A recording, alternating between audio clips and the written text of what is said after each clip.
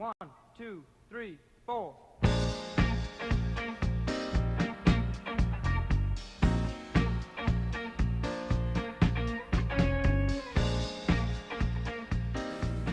Hello, this is Marsha Jane Orr from AWayOfLove.com.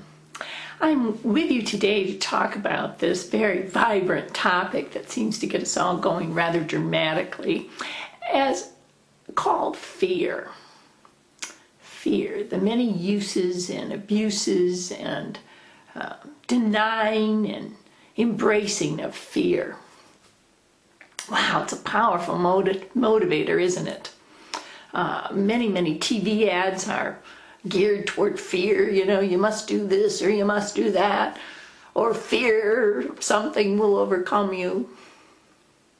They're the advocates of fearlessness, so that you can do anything, go any place, be anybody, fearlessly overcoming all. I guess one of the most useful ways that I came to terms with fear was watching myself in relationship to it. I had a colleague, Bill Kennedy from I-Corp in the Massachusetts area that I worked with for many years. He's just a great consultant with I-Factor work. And he used to say that a Mack truck coming toward you down the street, directly aimed at you, is something that could give you an idea that you should get out of the way of the Mack truck. And this is a useful aspect of fear. Much of fear, though, I have found, is completely illusionary. And often at the deepest aspect of my soul life, where I'm thinking I will be overcome, overtaken, whatever it is that maybe, from my perspective in a past life, I had maybe failed at, and now I get an opportunity to face it again. And I have an opportunity to make a different choice, to be successful, to get a different outcome, and to march through it fearlessly, to get on the other side of it. And I turned back, and it was all completely illusionary. Amazingly illusionary. So sometimes fear is simply something that we are called to overcome. Sometimes fear is like that Mack truck coming down the highway. Get out of the way! And we need to listen to it. How many times have I been told, check your pockets for your keys, or, you know, you may not have them when you need them. And I ignore it. This is not very useful in denying your inner guidance or denying those promptings that will actually keep you safe. Like, you know, don't go down that dark alley.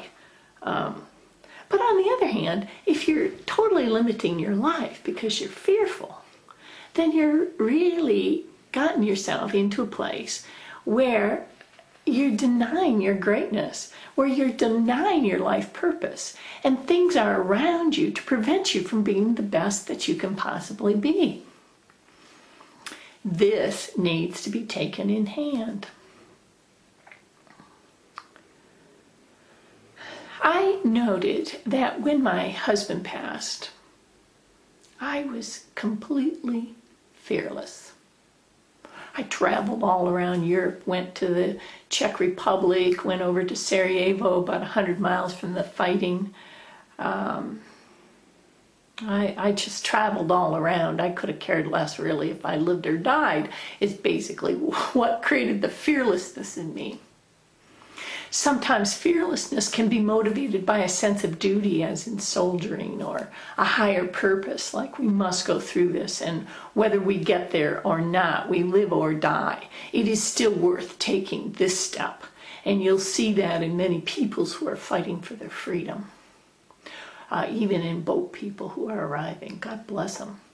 They arrive, and many of them are dying, and yet that is a better outcome for them than staying in the place where they are. Sometimes fear calls us forward to our death, and that is a useful outcome if it's better than where we've been, they might believe. You are the judge of what's true for you. And whether fear or fearlessness is what is calling you, I would like to support you in discerning what is in your highest good, so that you can make choices that are indeed outcomes for your highest good. So don't ignore that information that comes to you that asks you to, step aside, do something different, as this will be the rod and the staff that is guiding you into course correction, so that you can get the lesson that you need and still stay on course. Don't allow fear to keep you from living the life that you know in the deepest aspect of yourself you are called here to be, especially at this time when we need all the light and love in the world that we have within ourselves. We are the majority of the world, and it is only our silence that is giving the impression that the world's going to hell in a handbasket. There are more of us than not, who are working every day in a way of love, who are celebrating goodness, who are being a source for light in the world. And we need you now to come forward fearlessly, to stand in the truth of your love, to stand in the power of your light, and to be the voice and to be the one that you are, standing for the greater good of all that can be benefited. So I ask you to go within and note for yourself, because you are really the only one who knows what's so for you. Is this a place, this fear, that is holding you back from your magnificence and your truth? I invite you to my Facebook posting at AWayOfLove.com, and also to my Facebook posting at Entrepreneur Coaching, where I connected with Ken Wilber, who has to do with integral consciousness. This idea of that all that there is has a place for the greater good, as it is a stand at each level of consciousness for light and love. He notes in his speech there that pride is useful if it is what the Taoists call divine pride. Imagining yourself as the ascended master of light. Imagining who you are in the goodness of your being and the power of your true spirit. Allow that to come through and to be who you are now, fearlessly. Mother Teresa walked with that kind of being in the world. Often leaders walk into a room and their energy encompasses the room, and they are noted as someone who is there as a source of light and goodness to others. You too are this, in your own sphere, in your own way. So I invite you to start projecting out that energetic aura of who you are, which is the connection of the light from the highest spirit and the strength from the Mother Earth, and put yourself in this bubble of light and walk with that consciousness in the world as the beautiful Ghanaian women who balance the pots on their heads and walk miles with water on their heads, without flinching, and beautiful magnificence and stature and presence and poise. You too are this and can be this in a way of love, fearlessly, in strength, professing who you are, not with egotistic pride, but with knowledge of the truth of who you are. No longer denying it. Fearlessly. What are those little things that you throw out and come back to you? Boomeranging. All that comes to you is a sling or an arrow, back to the source with love. so that you are safe, you are protected, and you are the being that you already are, that you know you are, that you're called to be, and why you are actually here in this lifetime during this time. Just do it now. You're safe. Abide by what you hear as your guidance.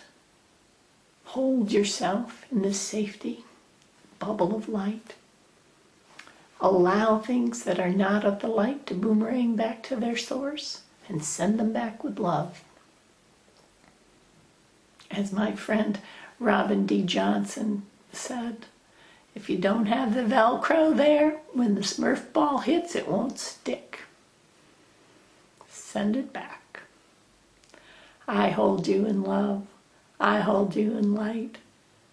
And I look forward to meeting you soul to soul, spirit to spirit, walking fearlessly with me and so many, many others around the world in a way of love.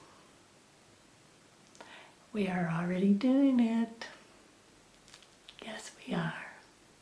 God bless you. Have a miracle day. I look forward to talking to you, to hearing from you.